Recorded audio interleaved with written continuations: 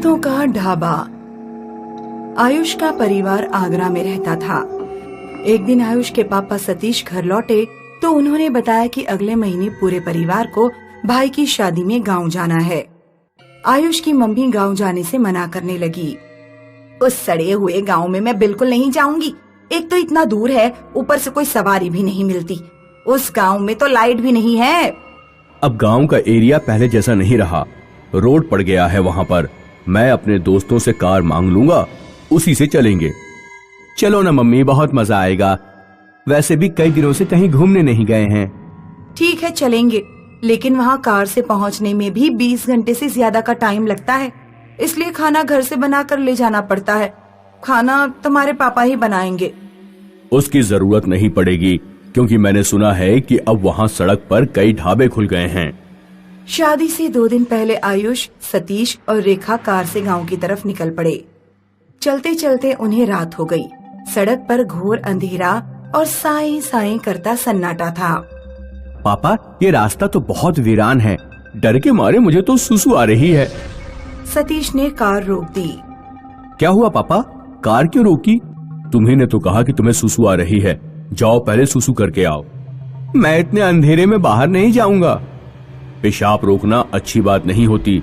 जल्दी से जाओ, सुसु करके आओ। हम लोग खड़े तो हैं तुम्हारे पास, इतना क्यों डर रहे हो? आयुष ने कार का दरवाजा खोलकर जैसे ही पैर जमीन पर रखा, उसका पैर एक खोपड़ी पर पड़ा। आयुष डर के मारे चिल्ला पड़ा। क्या हुआ? पापा, यहाँ किसी इंसान की खोपड़ी पड़ी हुई है। रेखा और सतीश कार से बाहर निकले। डरने की जरूरत नहीं है, शायद कोई जंगली जानवर इसे यहाँ ले आया होगा। तुम सुसु करने जाओ। आयुष के परिवार को रोड पर 3-4 लोग गुजरते दिखाई दिए। तब उसकी जान में जान आई। चलो, आखिर कोई इंसान इस रोड पर दिखाई तो दिया। अब मैं आराम से सुसु कर सकता हूँ। आयुष पेशाब करने लगा और उसके मम्मी पापा कार में बैठ गए। आयुष पेशाब करके लौटा तो उसने देखा कि कार के पीछे वाली डिक्की हिल रही है। आयुष ने डिक्की खोली तो उसके अंदर एक भूतनी लेटी हुई थी। आयुष ने धड़ाम से डिक्की बंद कर दी और चिल्लाने लगा, चुड़ैल, चुड़ैल, पापा चुड़ैल, चुड़ैल। आयुष के मम्मी पापा जल्दी से बाहर निकल कर आए। पापा, डिक्की के अंदर एक भूतनी है। मैंने अभी डिक्की खोल कर देखी थी। सतीश ने डिक्की खोलकर देखने से पहले उन 3-4 लोगों को ढूंढा जो कुछ देर पहले ही उनके पास से गुजर गए थे। वे लोग अचानक से कहीं गायब हो चुके थे। सड़क पर दूर दूर तक कोई भी नहीं दिखाई दे रहा था। आखिरकार सतीश ने डरते हुए डिक्की खोली। डिक्की में सामान के अलावा कुछ भी नहीं था। आयुष, लगता है तुम्हारा दिमाग खराब हो गया है। कुछ भी तो नहीं है यहाँ पर। चलो जल्दी कार में बैठो। तीनों कार में बैठे और चल दिए। कुछ देर बाद आयुष बोला, पापा, सुसु करके पेट खाली हो गया है। मुझे बहुत तेज भूख लग रही है।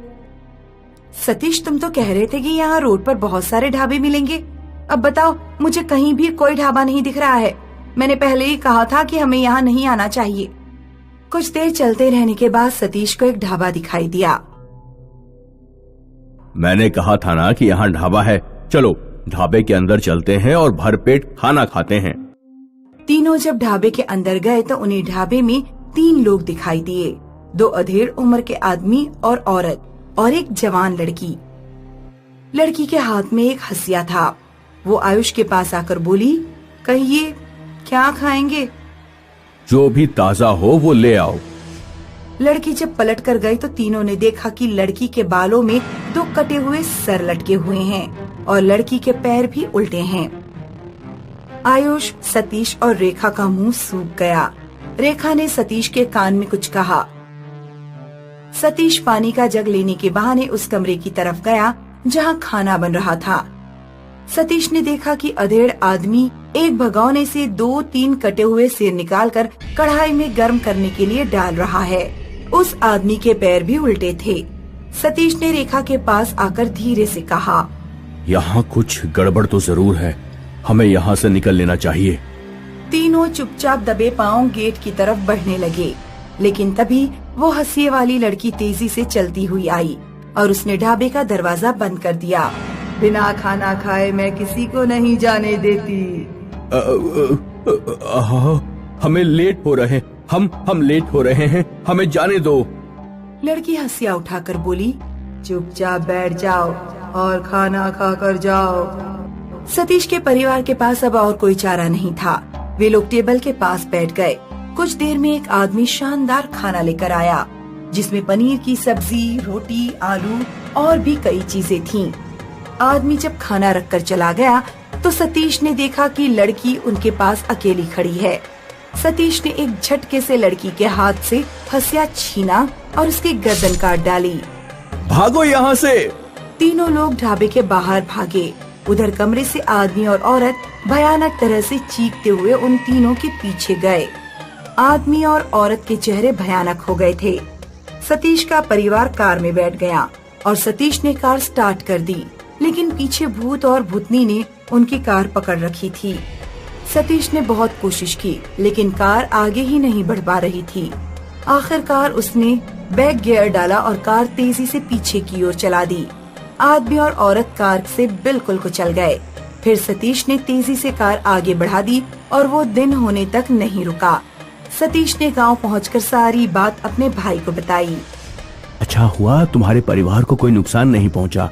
कुछ साल पहले वहाँ एक ढाबा हुआ करता था जिसे एक गरीब परिवार चलाता था। परिवार में 3 लोग थे, आदमी, औरत और उसकी लड़की। एक बार कुछ जवान लड़के ढाबा में खाना खाने गए। उन्होंने लड़की के साथ बदतमीजी करना शुरू कर दिया। जब लड़की के पिता ने विरोध किया तो लड़कों ने रिवॉल्वर निकाली और आदमी, औरत और उसकी लड़की को गोली मार दी। उसी परिवार की आत्मा उस रोड पर भटकती है और वहाँ ढाबा होने का भ्रम पैदा करती है। लौटते समय रात में वहाँ से मत गुजरना।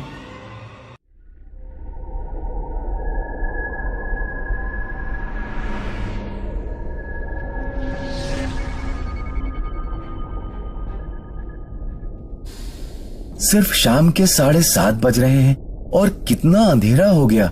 चलो उस ढाबे में कुछ खाना खा लिया जाए।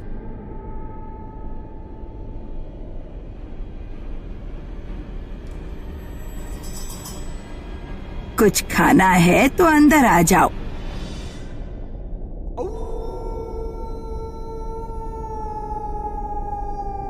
क्या खाओगे साहब? बस 1 प्लेट पुलाव कर देना मेरे लिए। ठीक है साहब।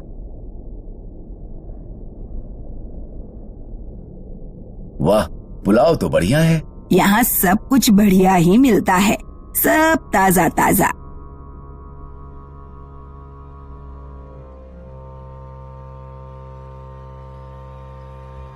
कहाँ से आए हो बेटा? यहाँ नए लगते हो। हाँ माई, मैं सोन ग्रह से पेंगोन की तरफ जा रहा हूँ। ओह, मगर क्या? तुम अकेले हो या कोई है साथ में? अकेला हूँ। खैर ठीक है। कोई तकलीफ है क्या माई? नहीं नहीं, अब कुछ नहीं, लेकिन संभल कर जाना बेटा। कोई बात है तो बताइए, ऐसे डराओ मत। अब तो कोई संकट नहीं है, मगर कुछ साल पहले इस जंगल से गुजरना खतरे से खाली नहीं था।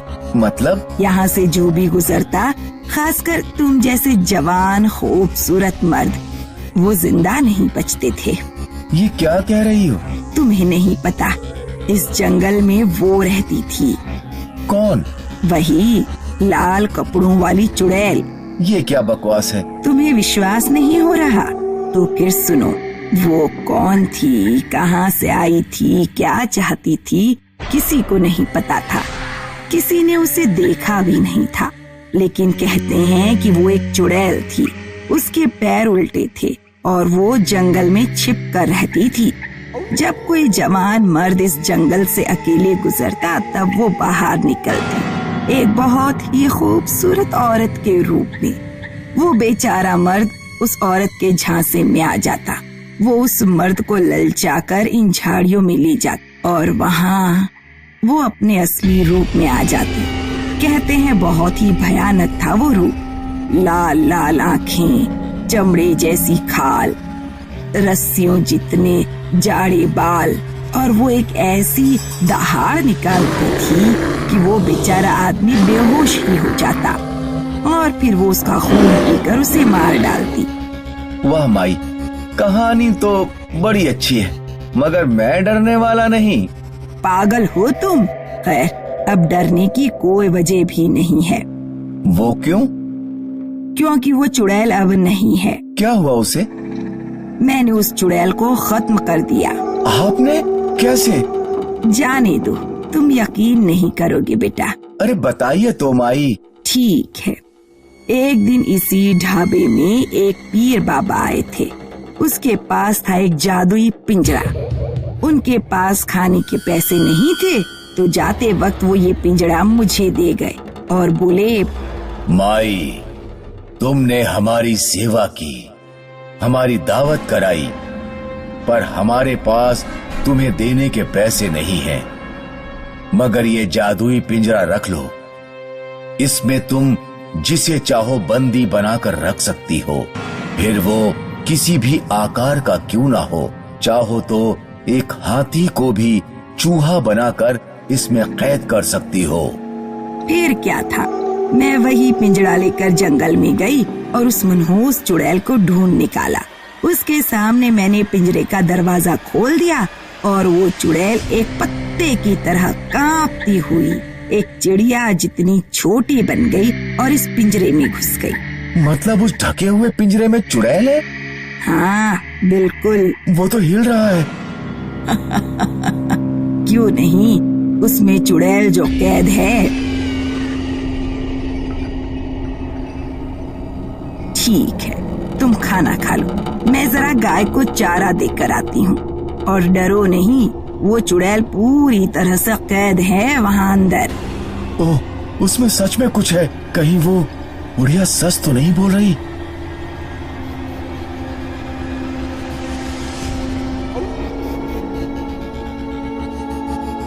नहीं, ये कैसी आवाज आ रही है? बचा लो, बाहर निकालो, मुक्ति दे दो। नहीं, मैं यहाँ नहीं रुक सकता। मुझे यहाँ से जाना चाहिए। खोल दो, आजाद कर दो।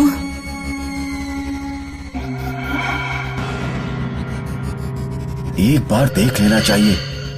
देखे बिना कैसे जा सकता हूँ मैं? हाँ, तुम सही कर रहे हो। आ जाओ हमारे पास, हमें आजाद कर दो।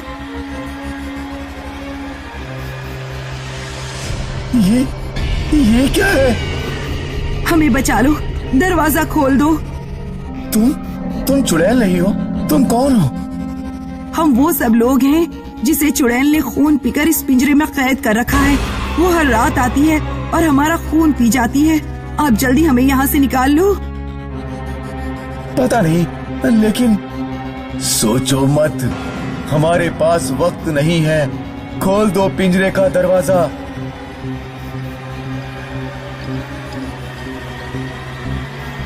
शुक्रिया, बहुत बहुत शुक्रिया, तुमने हमारी जान बचा दी। मगर फिर चुड़ैल कौन है? मैं हूँ चुड़ैल। नहीं नहीं, तुमने मेरे सारे कैदी आजाद कर दिए, पर कोई बात नहीं।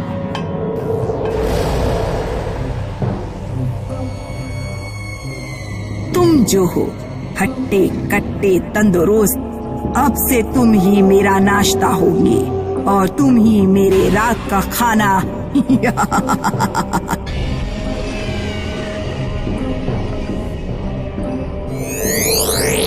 नहीं, आजाद कर दो मुझे, आजाद कर दो। अब तुम्हें कोई आजाद नहीं कर सकता, कोई नहीं, समझे?